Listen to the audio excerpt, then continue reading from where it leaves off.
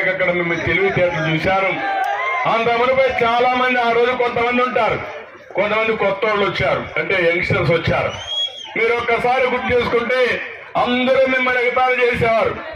తెల్లవారితో నిద్రలేసి మీరంతా బ్యాగ్ తీసుకొని పుస్తకాలు సంఖ్యలో పెట్టుకుంటే ఈ అమ్మాయికి ఏం పని లేదు, ఊరు తిరుగుతా ఉందంటే కాదు, ఈ ఆడబిడ్డే నీ ఇల్లు కాపాడుతుందని చెప్పి నిరూపించిన పార్టీ తెలుగుదేశం పార్టీ.